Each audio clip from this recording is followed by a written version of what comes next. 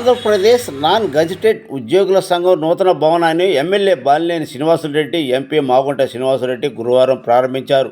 నూతన భవనాన్ని ప్రారంభించేందుకు వచ్చిన వారికి ఎన్జీఓ సంఘ నాయకులు ఘనస్వాగతం పలికారు. ముందుగా అక్కడ ఏర్పాటు చేసిన శిలాఫలకాన్ని MLA Balineni, MP Magunta, NGO సంఘ రాష్ట్ర అధ్యక్షుడు, ప్రధాన కార్యదర్శులు బండి శ్రీనివాసరావు, కె శివారెడ్డి, ప్రభుత్వ సలహాదారుడు ఎస్ చంద్రశేఖర్ రెడ్డితో కలిసి ప్రారంభించారు. అనంతరం భవనంలోని పలు బ్లాకులను అతిథులు ప్రారంభించారు. తదనంతరం జరిగిన సభలో బాలినేని మాట్లాడుతూ ఉద్యోగుల సమస్యల పరిష్కారం కోసం తన వంతు కృషి చేస్తానని, ప్రభుత్వం నుంచి రావాల్సిన రాయితీలు వచ్చేలా చర్యలు తీసుకుంటానని తెలిపారు. మాగుంట మాట్లాడుతూ ఎన్జీఓ భవనంకు మాగుంట కుటుంబం అందించిన సహాయ సహకారాలు వివరించారు. తాను ఎప్పుడు ఉద్యోగుల సంఘం కోసం ముందుంటానని తెలిపారు. వచ్చే ఎన్నికల్లో ఆశీర్వదించాలని కోరారు. జిల్లా అధ్యక్షుడు కూచిపూడి శరత్బాబు అధ్యక్షతన జరిగిన ఈ సభలో ఒంగోలు నగర మేయర్ గంగాడ సుజాత, కార్పొరేటర్ నాగరాజు, జిల్లా ప్రధాన కార్యదర్శి కృష్ణారెడ్డి, వెంకటేశ్వరరావు, ఏడుకొండలు తదితరులు ఉద్యోగ సంఘ నాయకులు పాల్గొన్నారు.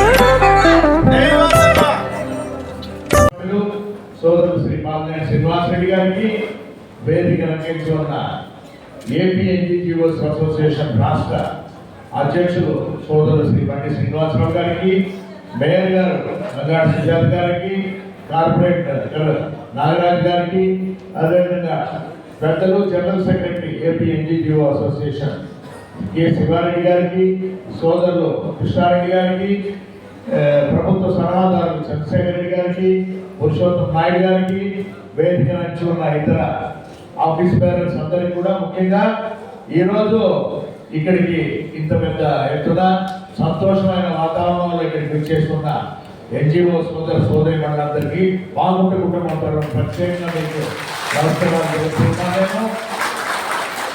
చాలా సంతోషం. ఎందుకంటే చాలా కాలం నుంచి నేను కూడా వెయిట్ చేస్తున్నాను. అంటే ఈ కళ్యాణ మండపం అనేది చాలా చరిత్ర ఉంది. ఇప్పుడే శరత్ గారు చెప్పారు, కృష్ణారెడ్డి గారు కూడా చెప్పారు.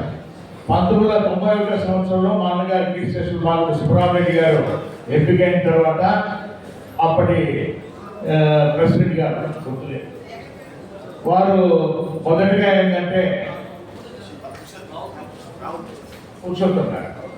అప్పుడు ఈ ఆఫీస్ అనే దానికి ప్రారంభం అంటే శంకుస్థాపన కూడా చేసుకున్న దానికి ఆ దానంలో 2 లక్షల రూపాయలు అడగడం కూడా జరిగింది నాకు తెలిసిన ద్వారా. అప్పటి నుంచి బాగుంటు కుటుంబానికి AP NGOs association Prakash Reddy గారికి ఎంతో అవినాభావ సంబంధం ఉన్నదని నేను తెలుస్తున్నాను. ఆ తర్వాత భారతమ్మ గారు కూడా ఎంపీగా ఉన్నప్పుడు కూడా కొంత నిధులు అరేంజ్ చేయడం, మరలా నేను ఎంపీగా అయిన తర్వాత 2-3 సభలు కూడా చేయడం అనేది ఇప్పుడే శరత్ బాబు గారు, కృష్ణారెడ్డి గారు కూడా చెప్పడం జరిగింది. ఈ కళ్యాణ మండపం అంటే 2019 సంవత్సరంలో నేను ఎంపీగా ఉన్నప్పుడు కూడా అప్పుడు ఈ కార్యక్రమానికి రావడం కూడా జరిగింది శంకుస్థాపన. ఈరోజు ఎంతో సంతోషమైన దినవది. ఈరోజు ప్రారంభం చేసుకున్నాం మనం. ఎందుకంటే ఎన్జిఓస్కి ఎప్పుడు కూడా ఒక రక్షణ అనేది కావాలంటేనే ఒక షెల్టర్ గూడు ఏర్పరిచే కార్యక్రమంలో ఎప్పుడు కూడా బాగుంటు కుటుంబం ముందు ఎప్పుడు కూడా ఉన్నదని కూడా నేను సభాపంగా కూడా తెలుసుకున్నాను. ఎప్పటికి కూడా ఎందుకంటే వాళ్ళ కుటుంబాలు అనేది ఎప్పుడు ఎన్జిఓస్ అనేది కూడా ఇక్కడ కలిసిమెలిసి మనం పనిచేయడం కూడా చూసాము. ఎంతో చక్కటి వాతావరణం మేము ఎప్పుడు చూస్తున్నా ఉన్నప్పుడు కూడా మా ఇంట్లో ఏ కార్యక్రమం ఉన్నా కూడా ప్రెసిడెంట్ గారు, సెక్రటరీలు అందరూ కూడా ఎన్జిఓస్ అసోసియేషన్ సభ్యులు మిగతా వారందరూ కూడా రావడం నేను చూసాం. చాలా సంతోషం. ఎప్పుడు కూడా ముఖ్యంగా మహిళా తల్లులు అందరూ కూడా ఇచ్చేసి ఇంటికి రావడం అనేది ఎప్పుడు ఇది మర్చిపోలేని విషయం. అది ఇప్పటికి కూడా మీరు మేము కలిసి ఎప్పుడు కూడా మనం పనిచేయాలి. మీ ఆశీస్సులు బాగుంటే కుటుంబానికి ఇంకా ఒక 50 సంవత్సరాలు 100 సంవత్సరాలు అనేది ఇవ్వాలని కూడా కోరుకుంటూ మంచి కార్యక్రమాన్ని పిలిచి మమ్మల్ని ఆహ్వానించి ఈరోజు పెద్దలందరూ కూడా కనుక్కోవడం అంటే మా బండి శ్రీను మామూలుగా వలి కూడా కనపడుతున్నాడు. ఇక్కడ ఉంటే ఆ 2014 సంవత్సరంలో చూసినప్పుడు ఎక్కడ రోడ్ల పైన ఉద్యమం డిలైట్ చేసేసారు. ఎప్పుడు కూడా అంటే బషీర్ గారు కూడా ఉండేవారు. ఉండేదానికి వాళ్ళని చూస్తేనే భయపడి ఆ రోడ్డు తప్పించుకొని వేరే రోడ్లో వెళ్ళేవాళ్ళు.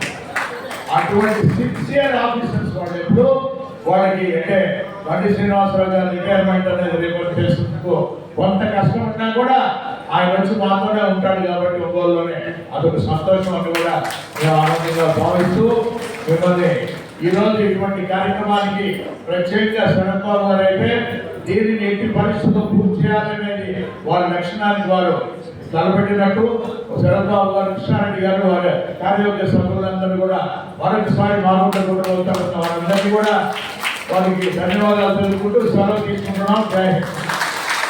నమస్కారాలు. అలాగే ఎన్జిఓ సభ్యులందరికీ కూడా నమస్కారం తెలియజేస్తున్నాను. చాలా సంతోషం. నేను ప్రతిరోజు ఇదే రోడ్లో రోజు 2 సార్లు తిరుగుతాను, కానీ ఇక్కడ ఎన్జిఓస్ బిల్డింగ్ ఇక్కడే ఉందని నాకు కృష్ణారెడ్డి గారు చెప్పాను కూడా నేను అసలు గ్రహించలేదు. అయినా మా గౌరవ కార్పొరేట్ నాగరాజు గారి అందరికీ ఇక్కడ సింగిల్ రోడ్ ఉండేది. అతను వేరే ఉద్దేశంతో ఎప్పుడైనా ధర్నాలు జరిగేటప్పుడు మన ప్రకాశ్ బాబు ఎదురుగా ఇబ్బంది అవుతే డైవర్షన్ కోసమని మనకు రోడ్ ఎక్స్పాండ్ చేయమని అడిగితే మన 2 వైపులా కూడా అంటే మన బిల్డింగ్ ముందుగా బిల్డింగ్ మనం చాలా ఒక రకంగా వాల్యూ పెంచిన దానికి కూడా ఈరోజు మనం కారకులు అయ్యాము, అదొకసారి చెప్పండి అని చెప్పి మా కార్పొరేటర్ గారు చెప్పడం జరిగింది. అంటే నిజానికి మనకు తెలియదు. ఇప్పుడు చెప్పారు దాదాపు 14 సంవత్సరాల నుంచి కాంట్రాక్ట్గా ఉండేది. అయినా ఎప్పుడైనా సరే మీకు అందరికీ టీచర్గా పనిచేసాను కనుక ఎంప్లాయీస్ యొక్క సాధన బాధగా నాకు కూడా తెలుసు. నేను దాదాపుగా 13 సంవత్సరాలు నేను టీచర్గా కూడా చేయడం జరిగింది. శాలరీస్ మీద ఆధారపడతాం కాబట్టి మనకు ఆ శాలరీ కానివ్వండి, అలాగే మరి ప్రతి 5 సంవత్సరాలకు ఒకసారి పెంచేటువంటి మరి ప్రతి కానీ డిఏలు కానివ్వండి అన్నీ కూడా వాటి మీద మనం ఆధారపడతా ఉంటాం. కరెక్ట్గా మీరు డిఏ పెట్టినప్పుడు మనకి ఎంత పెరుగుతుంది, ఏమిటి మన శాలరీ ఆ రకంగా ఎంత పెరుగుతుంది అందరూ కూడా చూసుకునేవాళ్ళు. మేము ఆ రోజులో టీచర్గా ఉంటే మేము కూడా చేసేవాళ్ళు. అయితే ఇవన్నీ ఒక ఎత్తు అయితే మనకి శాలరీ పెంచకపోతే లేదంటే మనకి మన ఖర్చులకు అనుగుణంగా మన ఖర్చులకు అనుగుణంగా కనుక మనకి ఆదాయం లేకపోతే ఎంత ఇబ్బందో తెలిసిన విషయమే.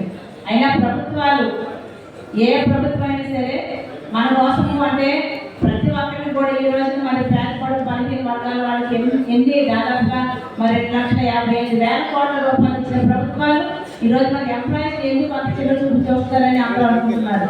కానీ ఏ కష్టాలున్నా సరే మనకు దగ్గరగా ఇలాంటి నాయకులతో కనుక మనం చర్చించినట్లయితే ఖచ్చితంగా మరి గతంలో ఉన్న మన సమస్యలు కూడా మీ సమస్యలు కూడా చాలా దగ్గర తీర్చాలని నాకు కూడా తెలుసు విషయం. ఎందుకంటే అప్పుడు సార్ కూడా చెప్తా ఉండేవాడు. నేను వాళ్ళతో మాట్లాడుతున్నాను, మన పరిశీలన గారితో మాట్లాడుతున్నాను, అక్కడికి వెళ్ళి సీఎం గారితో కూడా మాట్లాడిన తర్వాత వాళ్ళు దీన్ని విరమించుకున్నారని కూడా చెప్పడం జరిగింది. అయితే ఇలాంటి నాయకులు ఎందుకు సీఎం గారి దగ్గరగా ఉంటారు కాబట్టి ఖచ్చితంగా మీరు మీ యొక్క సమస్యని పరిశీలించే దిశగా అంటే సానుకూలత వాతావరణంలో ఉండాలి. మన ప్రభుత్వాలు ఎవరు మారినా కూడా అక్కడ కలిసి మీకు మీ యొక్క సమస్యల్ని కనుక పరిష్కరించుకునే దిశగా ముందుకు పోవాలి. మనం కనుక విభేదించినట్లయితే మళ్ళీ ఇబ్బందులు పాలవుతాం అనే విషయం కూడా మీకు తెలుసు కాబట్టి మీరు ఆ దశగా కాకుండా సీఎం జగన్ గారు చాలా మంచి వ్యక్తి. ప్రతి ఒక్కరు అడగంగానే మేము దగ్గరగా మన ఒంగోలు చాలాసార్లు వచ్చున్నారు. ఎవరు ఏ జరిగిన వాళ్ళు కాదని మనసు ఉండాలి. అయితే మరి మధ్యలో ఏ రకమైన ఇబ్బందులు కలుగుతున్నాయో ఒకసారి మీరు ఆలోచించుకొని సానుకూల వాతావరణంలో కనుక ఇలాంటి పెద్దలు కనుక తీసుకెళ్ళి మీరు మాట్లాడించగలిగితే తప్పకుండా మీ సమస్యలు కూడా తీరాలని, అలాగే మీరందరూ కూడా ఒకటిగా ఉంటూ అంటే మన ప్రకాశం జిల్లాలో ముఖ్యంగా మరి మా యొక్క వాసవ నాయకత్వంలో కంపల్సరీగా మా ఎంప్లాయీస్ మీరు మాకు సహకరించాలని చెప్పేసి ఈ యొక్క సభాముఖంగా కూడా మేము రిక్వెస్ట్ చేస్తూ ఖచ్చితంగా మీ యొక్క సహాయ సహకారం మాకు ఎలవేళలో ఉంటాయని చెప్పేసి కోరుకుంటున్నాను. అలాగే మరి శాస్త్రి నన్ను అడిగారు మీరు నాకు ఏది ప్రార్థిస్తారని. ఖచ్చితంగా నేను సభాముఖంగా మాటిస్తున్నాను. ఒకసారి మీరు అయిన తర్వాత ఒకసారి మీరు ఆఫీస్కి వచ్చినట్లయితే ఖచ్చితంగా మా మున్సిపల్ ప్రధానంలో నాతో ప్రధానంలో మీకు సహకారం అందిస్తారని చెప్పి తెలియజేస్తారు. సంఘం నాయకులకు సోదరులకు ముందుగా నమస్కారాలు తెలియజేసుకుంటాము. చాలా సంతోషం. మరి ఈరోజు ఇక్కడ ఎన్జిఓస్ అసోసియేషన్ బిల్డింగ్ ఈరోజు ఈరోజు ఇక్కడ ఓపెన్ చేసుకోవడం నిజంగా చాలా శుభపరిణామం. గత 12 సంవత్సరాల క్రితం అనుకుంటానికి స్టార్ట్ చేశారు. అది ఈరోజు పూర్తి అయ్యి మరి నిజంగా 3 కోట్లతో ఇక్కడ చేయడం అంటే ఎంతో కష్టపడి చేసినటువంటి కార్యక్రమం ఇది. ఈరోజు బండి శ్రీనివాసరావు గారు రేపు రిటైర్ కాకుండా ఇది ఓపెన్ చేసినందుకు మన సరఫ్ గారికి మరి మన కృష్ణారెడ్డి గారికి అందరూ కూడా అభినందనలు తెలియజేసుకుంటా ఉన్నా. మరి ఎన్జిఓస్ సంబంధించినటువంటి ఎన్నో ఈ 5 సంవత్సరాల్లో కొన్ని ఎన్జిఓస్ కూడా ఇబ్బందులు పడిన పరిస్థితులు ఉన్నాయి. నాకు తెలుసు. నేను మంత్రిగా ఉన్నప్పుడు విద్యుత్ శాఖకు సంబంధించినటువంటి ఎంప్లాయీస్ విషయంలో మా సెక్రటరీ గారు ఉండేవాడు, ఆయన శ్రీకాంత్ అని. ఆయన చాలా ఎంప్లాయీస్ చాలా వ్యతిరేకంగా ఉండేవాడు. మామూలుగా ఆయన పెట్టాల్సిన మీటింగ్ నేను పెట్టాల్సి వచ్చేది. ఎంప్లాయీస్ దగ్గరికి కూడా రానిచ్చేవాడు కాదు. అట్లా వాళ్ళు బాగా గ్యాప్ వచ్చిన తర్వాత నేను ఒకరోజు సీఎం చెప్పాను, సరే ఎంప్లాయీస్కి గ్యాప్ వస్తుంది, కరెక్ట్ కాదు అంటే నువ్వే హ్యాండిల్ చేయాలి. వాళ్ళు పాపం వాళ్ళు తిరిగి వాళ్ళు తిరిగి తర్వాత నా దగ్గరికి వస్తే నేను మీటింగ్ పెట్టి ఆయన శ్రీకాంత్ పిలిపించుకొని మీటింగ్ పెట్టి ఫైనల్గా డిఏలు ఆయన వద్దురండి ఇప్పుడు అంటాడు. నేను అనౌన్స్ చేస్తా డిఏ ఇచ్చేస్తున్నాను. అప్పుడు కరోనా టైంలో మరి ఈరోజు కూడా ఎంప్లాయీస్ విద్యుత్ ఎంప్లాయర్స్ అంటే నేను గొప్పగా చెప్పుకోవడం కాదు, కానీ ఎక్కడ పోయినా సార్ మీలాంటి మంత్రి మేము ఎప్పుడు చూడలేదు సార్, మా ఎంప్లాయీస్కి ఇంత స్వేచ్ఛ మాకు మీ ఇంటికి డైరెక్ట్గా వచ్చి మాట్లాడే అవకాశం ఇచ్చినందుకు నిజంగా ఎప్పుడు కూడా మర్చిపోమని చెప్పి ఈ రోజు కూడా మాట్లాడతారు. అలాంటి పరిస్థితులు ఉన్నాయి.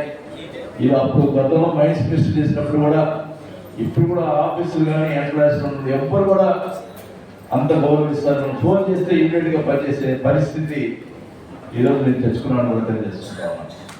మరి ముఖ్యంగా మన ఒంగోలుకు సంబంధించినటువంటి ఎంప్లాయీస్ విషయంలో ఎప్పుడు కూడా ఎవరు వచ్చినా నేను సహాయం చేశాను తప్ప ఎవరిని ఇబ్బంది పెట్టే దాఖలాలు లేవు కూడా తెలియజేస్తున్నాను. నేను వచ్చిన వాడిని నువ్వు ఎవరు సంబంధించిన వాళ్ళకి అట్లా కూడా ఎవరు అడగలే, నాకు సందం పెట్టవే అలవాటు అంతే, రావటం సందం పెట్టలేదు. ఒక్కోసారి ఆఫీసర్లు ఫోన్ చేసేవాళ్ళు, సార్ మేము 3 లెటర్లు ఇచ్చేస్తా ఒక పోస్ట్ కానీ, అప్పుడు ఇబ్బంది పడేవాడిని. ఆ ముగ్గురు ఎవరు సెలెక్ట్ చేయాలని నాకు అప్పుడు ఇబ్బంది వచ్చేది. అంటే నేను ఎవరు కూడా కాదనే మనస్తత్వం కాదు, ఖచ్చితంగా అది దానికి సంబంధించిన విషయంలో నేను ఎంప్లాయీస్ విషయంలో ఎప్పుడు కూడా చదువు చూపిస్తాను కూడా తెలియజేసుకుంటాను. అప్పుడు పిఆర్సీ విషయంలో కూడా నేను సీఎం గారితో కూడా నేను ఎప్పుడు అంటే ఈ మధ్య మీరు చూస్తున్నారు గమనించారు లేదో, నేను కొద్ది సీఎం గారిని అయ్యి అడుగుతుంటే దానికి ఏం చేస్తారంటే వాసు అడిగాడు అంటారు. నేను అడిగింది ఎవరి కోసం? ప్రజల కోసం, నా కోసం కాదు. నేను 25,000 మంది పట్టాలు ఇవ్వాలి, అప్పుడు ఈ పొద్దు నేను పోటీ చేసి హైదరాబాద్ కూర్చున్నాను. నా కోసం కాదు కదా, ప్రజలు నన్ను 5 సార్లు గెలిపించిన ప్రజలకి మాట నిలబెట్టుకునే కోసం ప్రయత్నం చేశాను. అది ఆలోచించారు, దాన్ని అంగీకరిస్తారు. వాసు అడిగాడు, వాసు బాగా సీఎం ఇంటర్వ్యూ లేదు. ఈ మధ్య సీఎం గారు ఇంటెలిజెన్స్ అన్నాడంట, వాసు వస్తే నాకు ఏదో ఉంటుంది, ఏదో అన్ని అడుగుతున్నాడు, గట్టిగా అడుగుతున్నాడు, మళ్ళీ ఉన్నది చెప్పాలా, లేకపోతే ప్రజలు జరుగుతున్న విషయాలు సీఎంకి చెప్పకపోతే చాలా ఇబ్బందులు జరుగుతాయి. అది డబ్బా కొట్టుకున్నాను అనుకోండి, ఏమవుతుంది? అందరిలాగా మనం కూడా డబ్బా కొట్టే ఏమవుతుంది? కాబట్టి నేను ఉన్నదని చెప్తాను. ఎందుకంటే నాకు పోయేది 5 సార్లు ఎమ్మెల్యే అయ్యా, 2 సార్లు మంత్రి అయ్యా, కాకపోతే ఆగిపోతాం రాజకీయాల నుంచి. హ్యాపీగా విలువల రాజకీయం చేశాడు అని చెప్పి చెప్పించుకుంటాం. అంటే విలువ లేకుండా రాజకీయం చేయకూడదనేది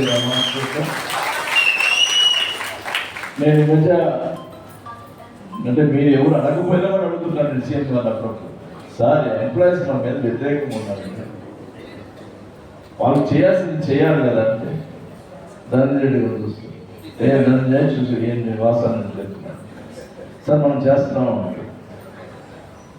కానీ మొన్న క్లియర్గా చెప్పాడు, ముందులో ఏరియాస్ అనేది అంటే నేను చెప్తే ఈ మధ్య మీడియాలో ఏదో రాస్తాడు,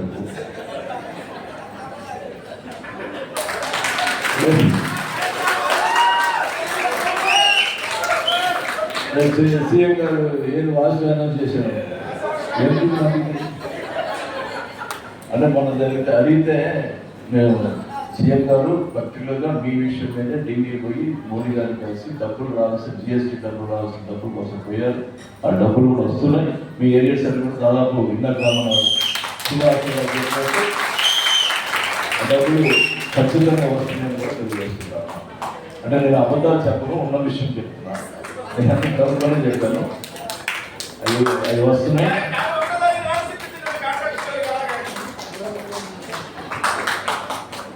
మరి ఈరోజు అసలు పెరిగినట్టు మనం బంద్ శ్రీనివాస్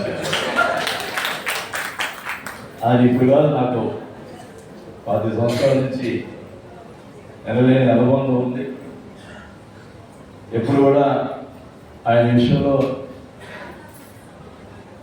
ఒక స్నేహితుడిగానే భావించాను తప్ప వేరే ఉద్దేశం ఎప్పుడు లేదు.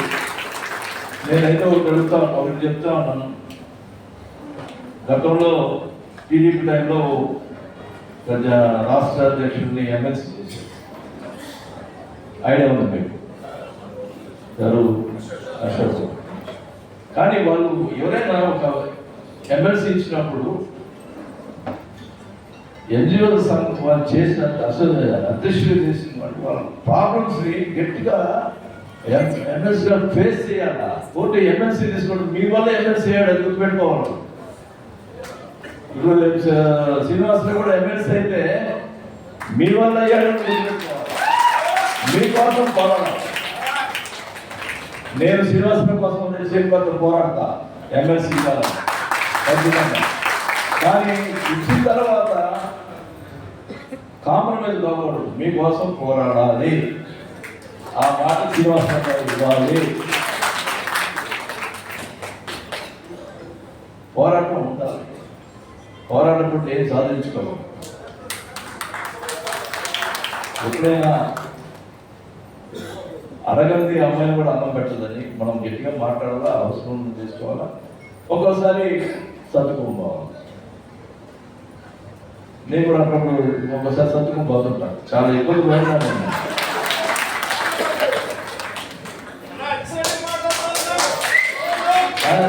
ఏదంటే సర్దుకోబోతే ఇప్పుడు నేనేం చేయాలా, మామూలు శ్రీనివాస్ రెడ్డి గారి కోసం ఎంపీని పోరాడాను. మ్యాక్సిమం ట్రై చేసిన కుదరలే.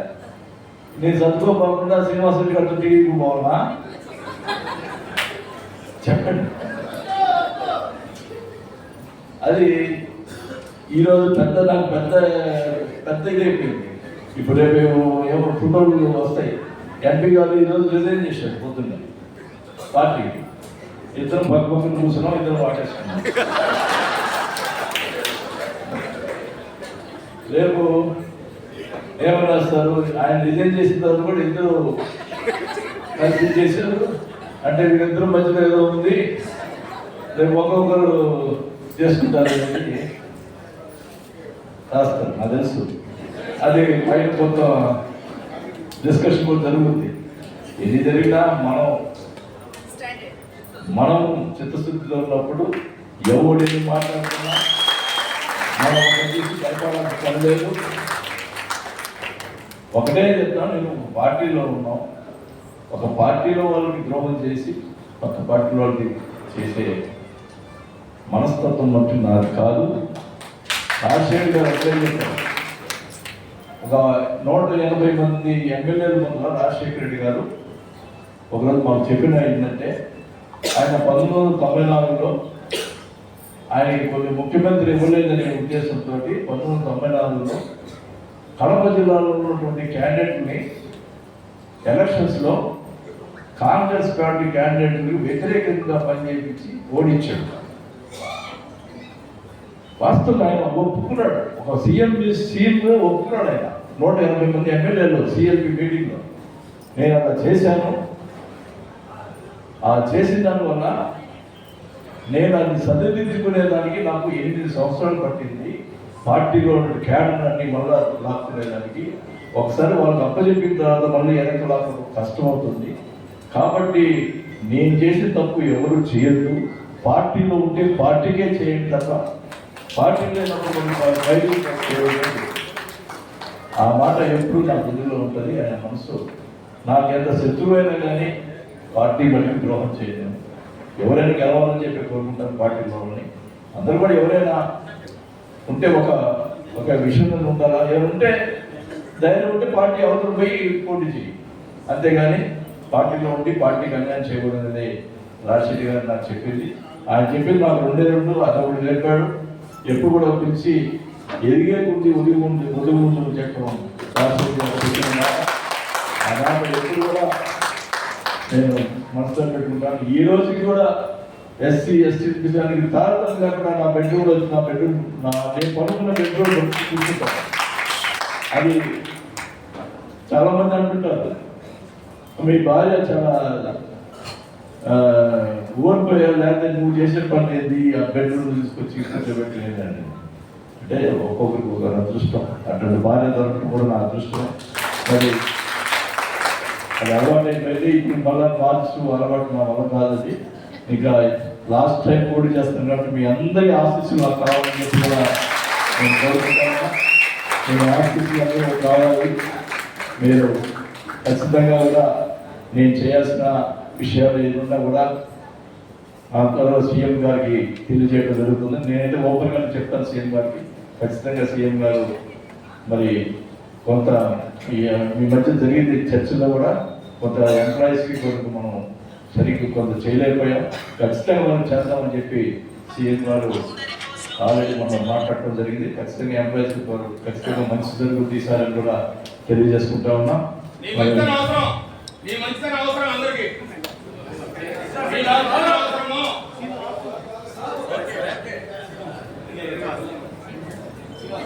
ఈరోజు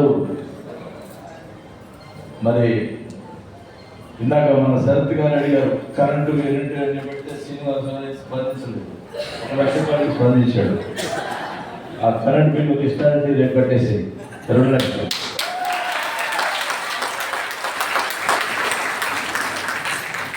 మన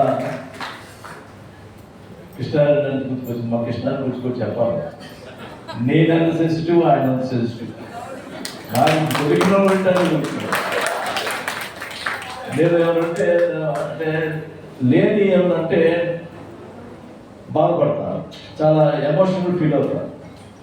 ఈ కృష్ణారెడ్డి కూడా అంతే, ఊరిని ఎమోషనల్ ఫీల్ అయిపోతాడు. ఏమన్నా కృష్ణారెడ్డి అడ్ చేసి ఎవరైనా అంటే కూడా ఇప్పుడు రాజకీయాల్లో ఉన్నప్పుడు మరి రకరకాలు అంటుంటారు, మనం పడుతున్నారా, కానీ కృష్ణ కూడా సెన్సిటివ్గా ఫీల్ అవుతూ ఉంటాడు. అట్లాంటి మనస్తత్వం కృష్ణారెడ్డి కూడా.